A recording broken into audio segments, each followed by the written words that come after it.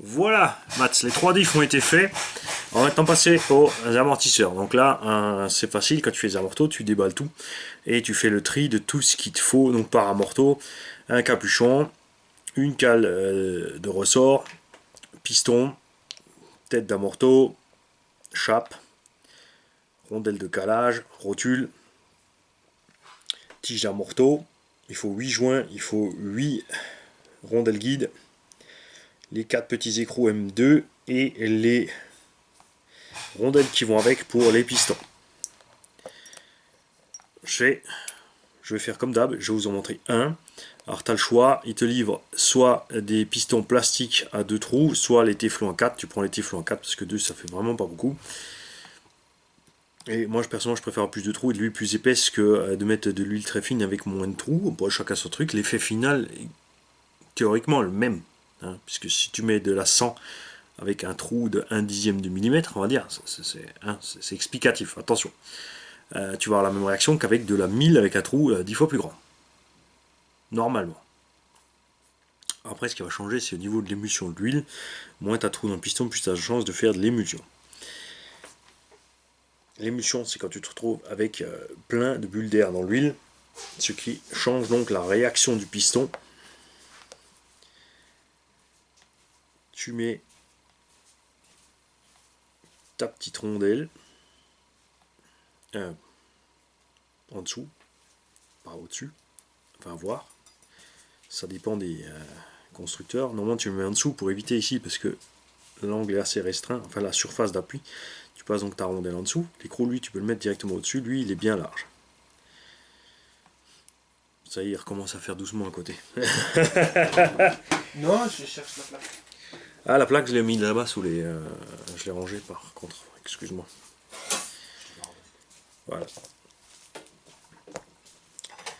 Je vais vous montrer comment monter ces amortos. Il y a une seule différence par rapport aux amortisseurs plus modernes qui ont ici des capuchons vissés, c'est que tu as le même Big Mac à l'intérieur, par contre c'est maintenu avec un petit circlips. Tu prends donc un petit peu d'huile que tu veux mettre dans la suspension. Tu n'es pas obligé de t'amuser à mettre autre chose. Tu mets un joint torique, une rondelle guide, un joint torique. Après, il y a certaines marques, il faut faire attention puisque les rondelles guides ont une gorge ou une empreinte qui va sortir de là pour faire un puits encore plus long ou autre, mais là ça va puisque tout est parfaitement symétrique. Une fois que tu as mis tout ça, tu mets juste le petit circlips à l'intérieur. Voilà, clac. Quand il a fait le petit clic, c'est qu'il s'est mis dedans, tu vois, ça se met à la main. Pour le sortir, tu prends une petite pince, ça va très bien aussi. Là, tu fais gaffe qu'il n'y ait pas de partie tranchante ici. Donc là, on va passer de l'intérieur vers l'extérieur, puisqu'ici, on a le filetage, on n'est pas trop tranchant. Et de l'autre côté, par contre, on a le petit coin qui est assez abrupt.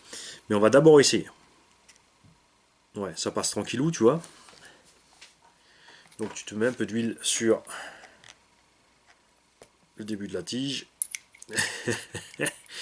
Et tu passes ça dedans. Voilà. Tu vois, et là, tu t'assures que tout coulisse parfaitement. Aussi au niveau des serrages des pistons, moi j'aime bien, donc je serre mon écrou nil stop, mais pas de façon à bloquer ici le piston pour qu'il reste libre de mouvement. Il y a certains amortos, c'est pas possible, tu bloques le piston, je suis pas trop fan, mais chacun sa façon de faire. Il y en a qui veulent absolument bloquer les pistons, il y en a qui veulent pas les bloquer. Moi j'aime bien ne pas les bloquer. Quand ils sont bloqués, le moindre ici pression sur la tige va freiner le piston dans le corps, alors que s'il est libre, il peut se déplacer et ça ne freinera pas trop. Mais ça, c'est mon avis et ça n'engage que moi. Attention. Ensuite, si tu veux mettre ton atroce petite chaussette caoutchouc, tu mets ton atroce chaussette caoutchouc. Moi, je préfère pas la mettre. Et nettoyer régulièrement mon amortisseur. Voilà. Et c'est parti.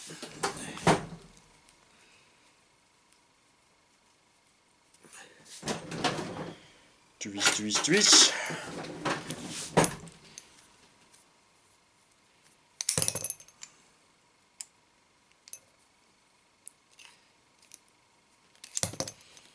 Ça y est, il est bon chaud, Mani.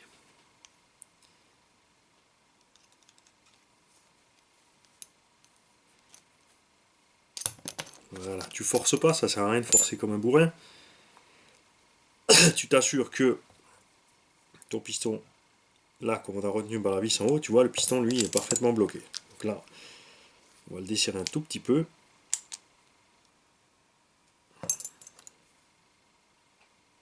Pas grand chose, il faut juste qu'il puisse bouger un petit peu. Et il faut se méfier par contre que Nistop est bien pris, la bague en caoutchouc est bien pris sur le bout du filetage, comme il y a des amortos où ça va pas. Là, ils ont livré une huile très très fluide. D'un autre côté, il n'y a que 4 ronds de piston et c'est assez fin. Nous, on va faire un essai ici avec de la 600. Donc tu mets le piston complètement en bas. Tu mets un tout petit peu d'huile. Tu tires bien dessus et tu fais bien tourner. Comme ça, le petit peu d'air qui est prisonnier dans les 4 petits trous, il est déjà dehors. Et après, tu remplis pépère. Selon la membrane, tu t'arrêtes à 5 mm du bord, ou moins ou plus, ça dépend des membranes. Là, elles sont assez petites, donc on va s'arrêter un peu avant. On va à peu près 2-3.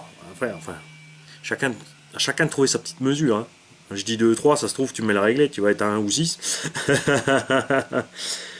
Voilà.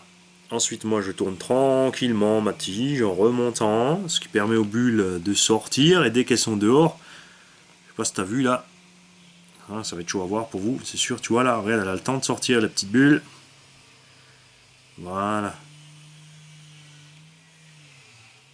Tu fais gaffe de ne pas rechoper d'air quand tu arrives en haut. Tu sors pas du niveau d'huile, parce que sinon tu peux tout recommencer. Et une fois que tu as mis trop d'huile à l'intérieur, c'est mort. Enfin, trop de bulles.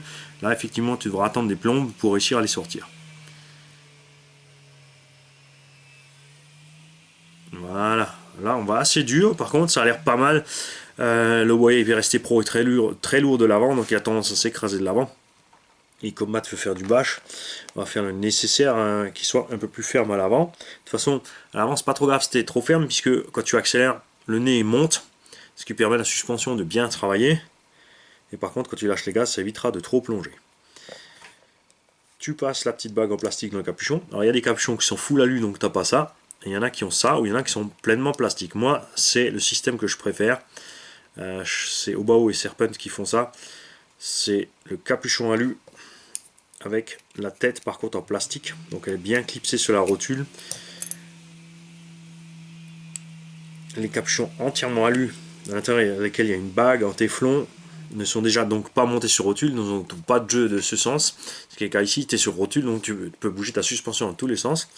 Et en plus, cette bague a tendance à s'user beaucoup plus vite que ces rotules là.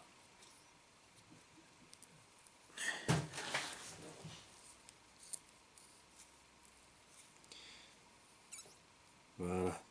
Tu vois, là on a un tout petit peu de surpression, tu vois. Donc on va laisser comprimer et on va rouvrir. Et la surpression, elle va pouvoir sortir par le petit trou là. Donc tu dévisses un petit coup, tu revisses. Voilà, tu vois. Là on est bon. On va tester ça avec un ressort. Là aussi c'est dommage, Obao faisait pas de ressort de tarage différent à l'époque. Évidemment tu peux augmenter le tarage avec des cales. Oh, moi j'y connais pas mal. C'est quand même autre chose que ce qu'ils ont livré d'origine. Ce qu'ils ont livré d'origine, tu vois, ça doit être de la 200-300 par là. Contrairement à ça, je sais pas si tu vas le voir à la caméra. Je vais essayer de te mettre ce qu'elle est là. La vitesse à laquelle coule l'huile dans le flacon. En fait, puisque là, tu n'as aucune indication sur le flacon ni dans la notice. Mais là, on est pas mal. Donc on verra ça ensuite avec le poids du véhicule dessus. Nous, on avait tendance à mettre deux grosses cales sur ces amortos. Mais là, ça devrait être pas mal. Donc je vous laisse, moi je vais monter les autres. On va laisser ça de côté puisqu'ils ont remplacé, donc tu as 4 pistons téflon et 4 guides téflon. Et là tu avais en rab donc les bagues plastiques et les pistons plastiques. Je vais monter tout ça. Ah, il ne faut pas oublier encore la petite rotule qui va bien.